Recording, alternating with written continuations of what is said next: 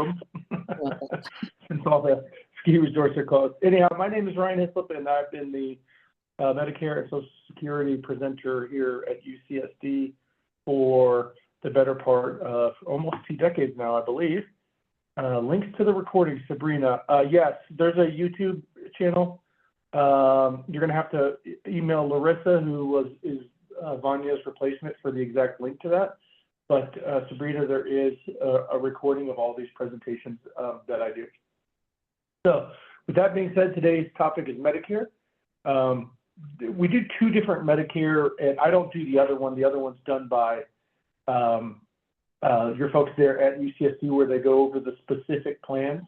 So this is to give you an idea of Medicare and how it fits into your retirement planning, what you can expect from expenses, and to kind of unravel or unpack all the different letters, Medicare A, B, C, D, and to give you, a fundamental working knowledge of how Medicare works. It is pretty complicated. There is a lot of fraud in Medicare, unfortunately. That's just the reality of the program. But without further ado, let's get started and go into this, because there's quite a few slides here to go over today. All right, so 3 key points with Medicare that you want to be aware of.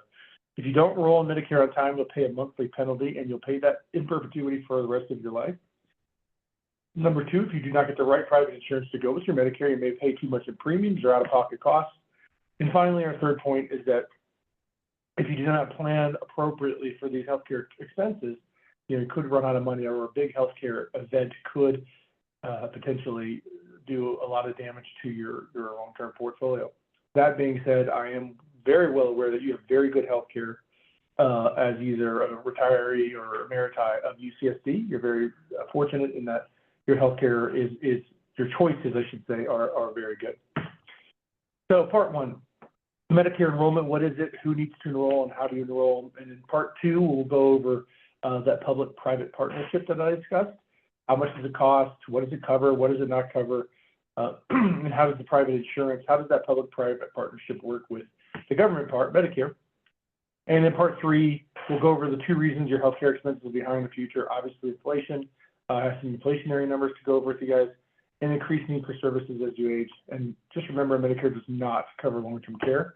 That's not completely true. It does cover the first couple months, but after that, then you're on your own. And we'll go over those exact numbers. So this is the healthcare inflation rates over the last decade. Going back to 2014, you can see we've averaged right in the 3% range. So healthcare expenses are certainly going higher, but they have not been as rapid as they were the previous decade when I used to give this presentation, when we were looking at 5-6% increases in inflation. So a lot of that has to do with Obamacare being pretty efficient as far as delivering healthcare alongside of Medicare. A lot of that has to do also with the reining in of costs.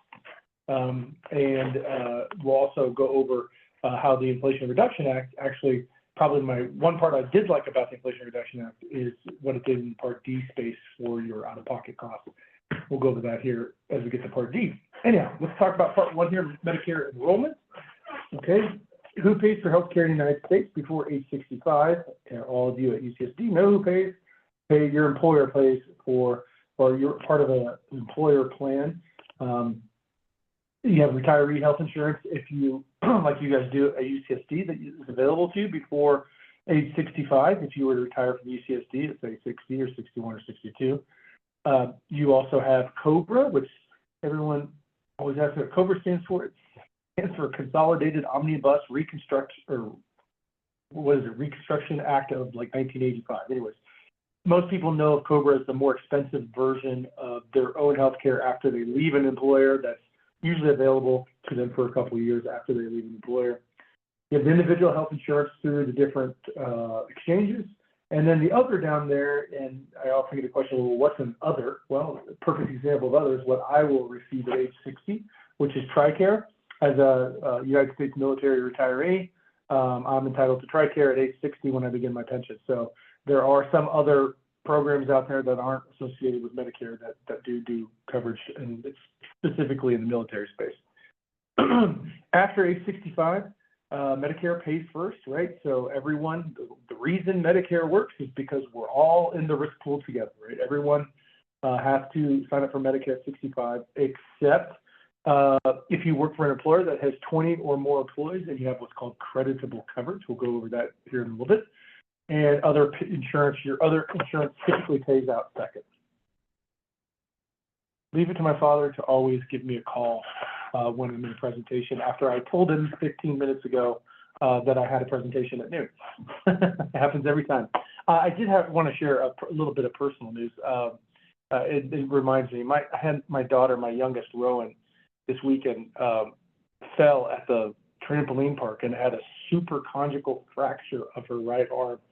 So she's the toughest little girl I've ever seen, but she broke on her humerus, broke it right above the elbow, and her arm was literally out the other way. It was a very long weekend. We spent 2 days at the PICU. So she's the toughest little girl I know, and she's going to be okay. But anyhow, that's been in the back of my mind. So if I'm a little frazzled today.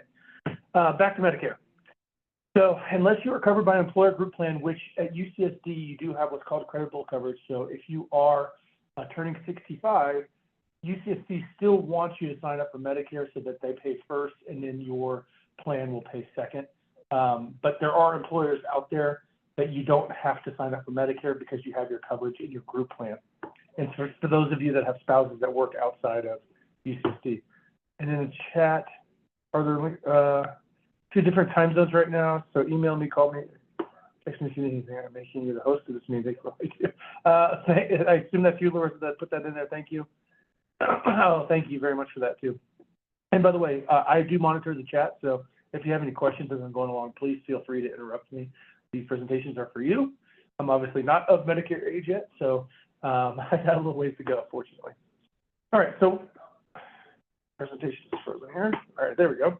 So what if you don't enroll in Medicare in time? You're going to pay a late enrollment penalty. Your healthcare expenses may not be covered by insurance, and you can be denied for pre-existing conditions. So you definitely want to enroll in time. Also, you get a 10% penalty for the rest of your life on your Part B and Part D premiums, so you don't want to do that. So you want to definitely enroll in time. And what is Medicare? Obviously, most of you are familiar with it. Founded, I think, in 1965 under Lyndon Johnson, National Health Insurance Program for people age 65 and over, administered by the Center for Medicare and Medicaid Services, and it's enrolled and basically run through the Social Security Administration.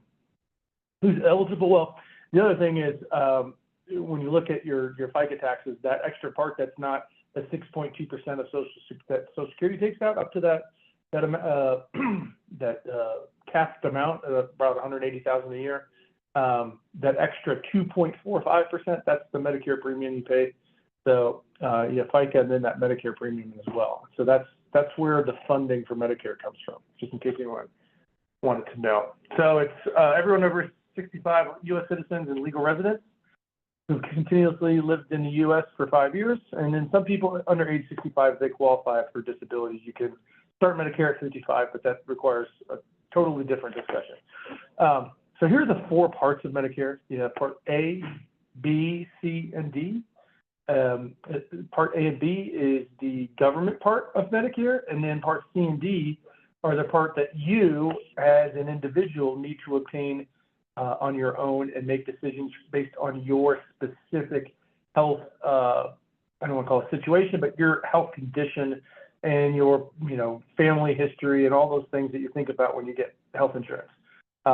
One of the things that I like to tell people in this presentation is this is something that you really have to take responsibility for in your retirement, because you're going to have to review your Part C and D plan each and every year, because they potentially can change every single year. And that includes the UCSD plans as well. And what they cover and what they don't cover can change on a yearly basis. And so it's very important as you get into the fall each and every year to make sure you still have the best care or the best policy that fits for you individually. All right, so looking at it a different way, the original Medicare, there's on the left, you get your hospitalization insurance, and then your Part B, which is medical insurance, which is, visiting doctors, et cetera, et cetera. Then you can add your prescription drug plan, which is Part D, and then you add what's called Medigap policy or Medicare supplement policy, and that is going to be, again, by a private company, right? Both D and Medigap are going to be a private insurer like United Healthcare or Cigna or something like that. And that's where you're going to shop online through the UCSD portal if you prefer, or anywhere else if you're not affiliated with UCSD. The other option you have for Medicare is Medicare Advantage, which is Part C, which includes basically all of the above. Think of this as like a Kaiser type of plan where you basically have everything in-house, and then they also sometimes offer additional services that you don't get in the Medigap plans.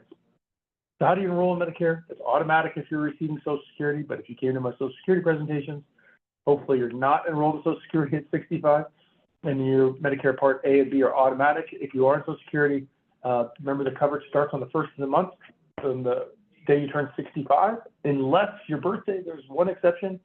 If your birthday is on the first of the month, it starts the month before. So that's the one exception. So any of you born on the first of the month, you're going to make sure you sign up actually an extra month early. Part C and D are not automatic, and that's, again, the private partnership that you need to review each and every year. If you're not receiving Social Security when you're 65, as I said, you have these three specific enrollment periods. The initial enrollment period, and that's if you're not covered by a group plan at 65, let's say you're retired. Special enrollment period, if you are covered by a group plan and then you come off of it. And then a general enrollment, if you miss it all, and I call that the penalty box. We'll see why here in a second. So if you're going to enroll in healthcare, here the month you turn 65, you can see in the middle there, that's shaded. You want to sign up 3 months prior. That is optimal. So I'm born on November 26th. So October, September, I would want to sign up the month of August, early in the month of August, the year I turned 65, right? Or if you're continuing to be covered by a group plan, then that's going to be different. That's going to be the special enrollment. You have 3 months of basically grace period, as I call it, and that's called a delayed start. You will not have coverage, but it will start immediately upon the filing for Medicare after your 65th birthday. Bottom line here is try to enroll at least 3 months prior. So who signs up for Part A during the initial enrollment period? Pretty much everyone that turns 65, except for, again, if you have creditable coverage. I know at UCSD, they want you to sign up for Medicare, so it will become your primary payer, and then your health insurance through UCSD will be a secondary payer.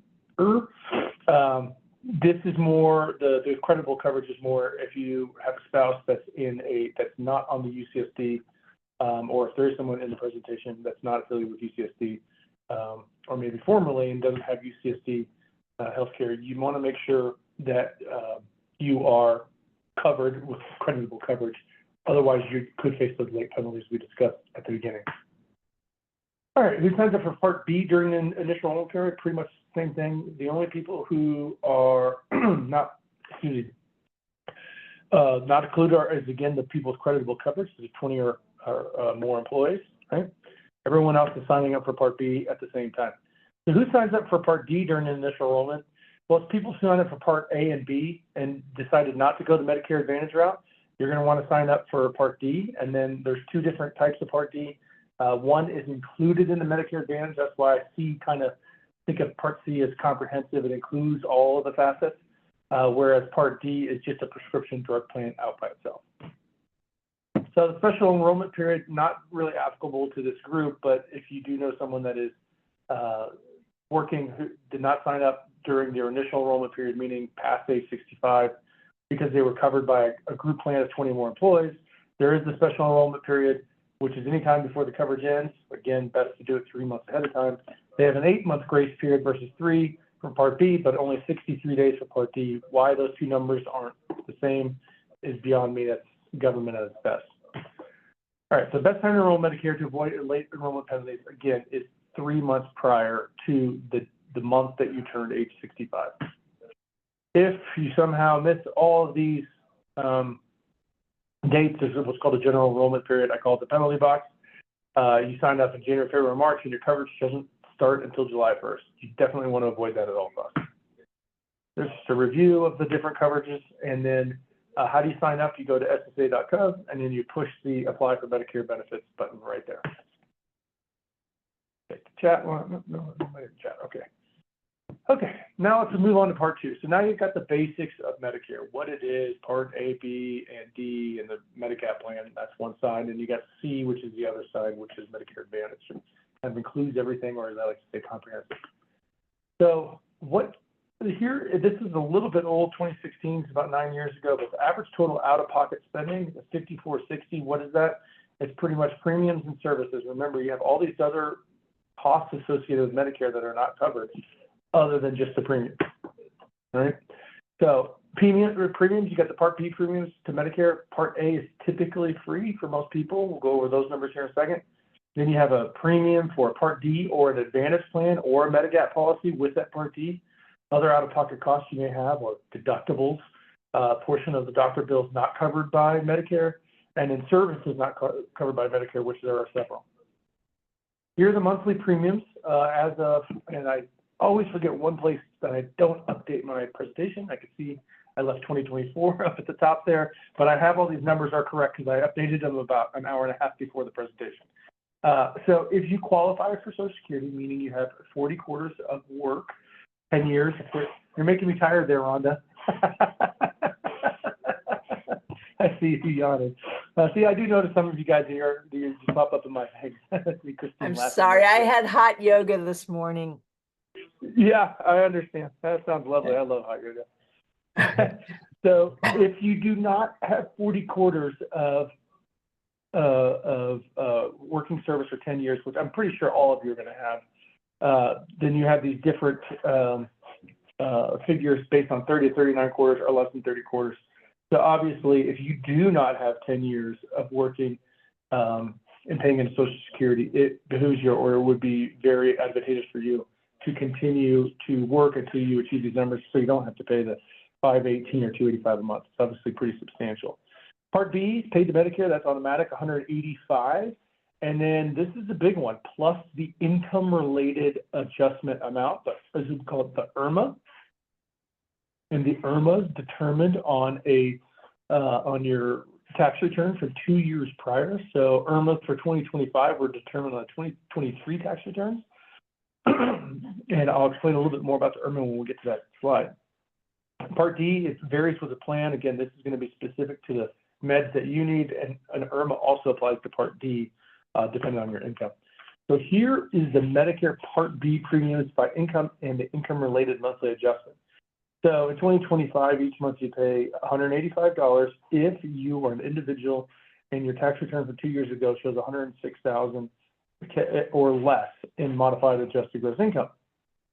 If you file a joint return, that number now becomes $212. You can see quickly you go above that and your Medicare premiums can become as much as, and this is just your Part B, can be as much as $628.90 if you, but then again, you have to be at $750K individually or $500K, or excuse me, $500K individually, $750K on a joint return. And I see I have something in the chat. My husband and I have both enrolled in Medicare Part A. He's still working and we're both covered under his employer's medical insurance. If and or when he retires, when should we apply for Part B, C, and D? Any penalties? Yeah, Marcia, good question. And that's exactly why I say it's not always just UCSD people in here. You want to, when he decides to retire and gets a retirement date, Marcia, you want to apply just like you would in normal Medicare up to 3 months in advance. But you want to sign up before you retire so you have coverage starting right away. So basically, you just go from your employer coverage, Marcia, and you apply for Medicare. You're on A, you get your Medicare supplement. Your B will be automatic if you're taking Social Security. If not, you're going to need to sign up with SSA. And then you're going to decide whether you go down the C route, the comprehensive Kaiser-like Advantage, or if you're going to need to pick up a D and a prescription drug plan, which is the D, and a Medigap policy. So that's something you're going to want to talk to a Medicare broker about, someone that sells those policies. I do not. I'm insurance licensed, but I do not do any Medicare or Medicaid stuff. So anyhow, hopefully that answers your question, Marcia. Back to the presentation. Yeah, so these IRMAs, what people often don't think about when it comes to the IRMA is that on your tax return, if you're someone that manages maybe your own finances, or someone that has a home and you decide to downsize as you go into retirement, and most people that have lived in San Diego for quite some time have significant capital gains in their primary residence. You get the exclusion of primary residence for $250,000 to $500,000. right? Depending on if you're single or married, but anything above that's considered a capital gain, and that goes into this income formula. So what I see often is someone will be down here with this $628.90 a month or $480 or $591. And where does that come from? And I say, did you sell a home 2 years ago? And they say, yes, we did. We sold our home and we downsized and moved out to Poway, whatever happened. And they didn't consider the fact that it potentially could affect their Medicare premium substantially. And going from $185 a month to $628 a month, and that's for each individual, is pretty significant.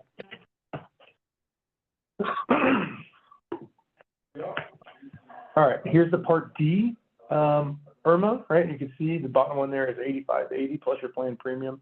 Not as much of a hit, obviously, as it is here, but just be aware of this IRMA. If you do consider or you are thinking about selling a home, one of the things that you could do, and downsizing as you get into retirement, is do that before you get on Medicare. So if you're sitting here and you're 58, 60, and you're thinking about retiring at 65, but you know you're going to want to, move out to Alpine or, I don't know, go to Cardiff where we used to have our home or something like that. You want to try to do that before, and I know it's buying and selling a home. There's a lot of things that go into that. But if you do end up doing that and you're going to have a significant capital gain, you want to make sure you do that before you sign up for Medicare. All right. 2025 deductibles. This is how much you pay. For Part A, it's $1,676 per spell of illness. Now, again, remember, all these figures are reasons that we get Medigap or Medicare Advantage policies to help pay some of this stuff. Okay. Part B is $257 a year, waived for some preventative services, and then Part D is $590. So these are the deductibles, right? Speaking of deductibles, since Rowan, my little 6-year-old sweetheart trooper, that accident this weekend was on her right arm. She already had a cast on her left arm for breaking her wrist a month and a half ago. So I think she's going to be the first child at her school to ever have double casts. And one all the way up to her shoulder, and one poor thing. She is the toughest little girl I've ever met in my life, though. I swear, she's a trooper. Anyhow, Part B, as far as, so co-insurance, we talked about deductibles, we talked about premiums, we talked about deductibles, and now we have co-insurance, and I'm going to bring it all together here in a second on the spreadsheet. But your co-insurance on your Part A, hospitalization, $419 a day, that's days 61 through 90. The first 60 days there is no co-insurance, right? $838 for days 91 through 150, and skilled nursing is up to 100 days, and that's the part of that long-term care that the Medicare will cover is up to 100 days, and on the 101st day, you're on your own. You are no longer free in any skilled nursing facility or wherever it happens. So the kind of example I think that most people are used to hearing about is, what was the actor's name? The original Superman? Reeves. What's that? Christopher Reeves. Yes. Christopher Reeve. That case study is incredibly sad. He fell off his horse, broke his neck. He was in long-term care for, I think, 10, 12 years before he passed away, and it impoverished him and his wife. And a lot of people don't know that Robin Williams was paying his medical bills at the end of his life. So, obviously very sweet thing on Robin Williams' behalf, but it's sad what long-term care, if you don't protect against it, what it can do to personal finances. And obviously, he was a very famous actor who had done very well for his life. So, if you look at video of her from before it happened to the 10 years where she was taking care of him, you can just see her falling apart too. It's a really sad case. Anyhow, co-insurance on Part B is the assigned claims is 20% of the Medicare approved rate, and then unassigned 20% of the approved rate plus the balance of the actual charge. All right, so now we're talking about co-insurance still. Part D co-insurance. This here I missed another update. So these numbers are correct, but it says 2023 up there. $590 deductible. And here is the thing that the Inflation Reduction Act, probably one of the good things that the Inflation Reduction Act did, is the small copayment once the out-of-pocket spending has reached $2,000. That number in 2024 was $8,000. So the catastrophic coverage of the prescription drug plan has gone from $8,000 down to $2,000. So that puts $6,000 potentially back in the pockets of seniors or those on Medicare that have prescription drug plans. So that's a really good thing. So what does Medicare cover? Well, it covers hospitalization 100% of the first 60 days. Medical services, like doctor's visits, outpatient services, 80% of the Medicare approved amount. Remember, that is the reason we get these supplemental policies or an advanced policy, is to cover that 20% that is not covered by medical services. What does it not cover? This is, I think, the one that people don't think about the most is the second one here, care delivered outside the United States. My mom is the perfect example. She's from Mexico City originally. That's where she was born and raised. And, you know, she kept telling me she was going to retire in Mexico City. And I said, but Mom, what are you going to do for health care? Because you cannot receive Medicare. You can receive your Social Security and live elsewhere, but you can't receive your Medicare. I actually have a client in Cardiff, former UCSD, that spends half the year down in Mexico as well, down on the beach, because he thinks the winters in Cardiff or in San Diego are too cold, which I think is comical. But he spends 6 to 7 months of the year in Mexico, but he comes and gets all of his Medicare services done when he's back here in town in San Diego. It doesn't cover dental or vision or hearing aids, obviously cosmetic surgery, acupuncture, and alternative care. The amounts over Medicare approved amount and amounts not covered by deductibles and co-insurance, right? So what does pay for some of that stuff? Well, private insurance, right? It's going to cover part of the deductibles and co-insurance amounts, maybe all of them, depending on what it is. The Part A deductible, the hospital costs. After that 60 days, the 20% of the doctor bills that Medicare doesn't pay. Remember, Medicare pays the 80%, but the other 20%. The amounts the doctor charges over the Medicare approved amount, right? So you may have that 80-20 split, but maybe your doctor charges a surcharge because of the balance or whatever it is. That might be covered by a supplemental plan or an advanced plan. Prescription drugs, the deductible may be out. Most of the cost of certain drugs during initial benefit period, and the catastrophic coverage. And I need to eliminate bust the donut hole since that is no longer with us. All right, Medigap policies, right? So this is the traditional A, B prescription drug plan and a Medigap policy. So it's a private health insurance company. It's not publicly funded or whatever, but there are federal guidelines to what they have to cover or the things they have to cover. They're sold by private insurance companies. They supplement original Medicare, remember, Parts A and B, and they follow those federal and state laws that protect you as the insured, right? Medicare insurance companies sell these standardized, federally regulated policies. They're identified by letters in most states. It does not work with Medicare Advantage. Again, you have to choose one or the other. Pay a monthly premium, and the costs vary by plan, company, and location. And one of the biggest things with Medicare versus Medicare Advantage, upon your initial enrollment into any one of these plans you see here, right? The most common is the F plan, but enrollment into any one of these plans on your initial enrollment period, pre-existing conditions cannot preclude issuance of a policy. A Medigap plan after initial enrollment can be restricted for pre-existing conditions. Medicare Advantage can never be restricted for pre-existing conditions. Just keep that in mind. So if you're on a Medigap plan initially out the gate, or you're not, I should say, if you're on a Medicare Advantage out the gate, that you may not be able to switch to a Medigap plan based on a pre-existing condition in the future. So Medicare Advantage plans, they're health plans. So what is the Medicare Advantage? So now we talked about original Medicare, which is A, B, and Medigap, and a prescription drug plan. And now we're talking about Medicare Advantage. Again, these are private companies, and they basically include all the services, A, B, and D in one package, right? So you're not having to do two separate packages like you do in traditional Medicare, where you have to get the prescription drug plan and the Medigap plan. You may have to use their network of doctors or hospitals. It includes some extra benefits sometimes, like vision and dental, and cost sharing can be different in these plans. All right, so basically, you can read the slide here or rewind it in the video, but shop carefully for private insurance. As I said in the beginning of the presentation, this is one of the things that I always tell people with Medicare is each and every year you need to get out in the marketplace and shop carefully for that private insurance, or if you continue to stay with UCSD, make sure you understand the changes that are happening with the high plan, the Kaiser plan, the Anthem plan, whatever the plans are at UCSD. Make sure you're understanding exactly what it's covering and what it's not. All right, so, yep, most Medicare Advantage enrollees are in plans with at least 4 stars, okay? Out-of-pocket healthcare spending by gender and age. I just showed this. This is a little old as well. This is from the Kaiser Family Foundation analysis.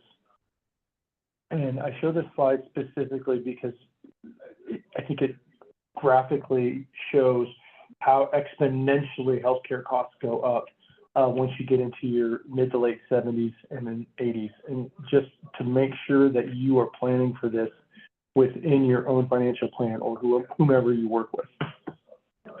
So here's a typical Medicare budget as of 2025, right? So you got your Part B premium, $185. Remember, I'm not including the income-related monthly adjustments, IRMA. I'm assuming that income here is, low 100s or high 5 figures. Medigap premium at $280, a Part D plan, so monthly amount. And remember, this is per individual. So if you have 2 of you, then you're looking at, roughly just over $1,000 a month.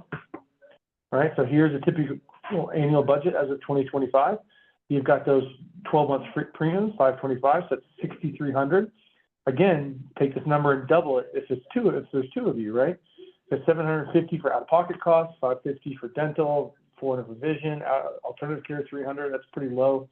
I know I go to the chiropractor regularly. I don't know about any of the rest of you, but if you do, your bills are probably more than $300 annually, like mine are.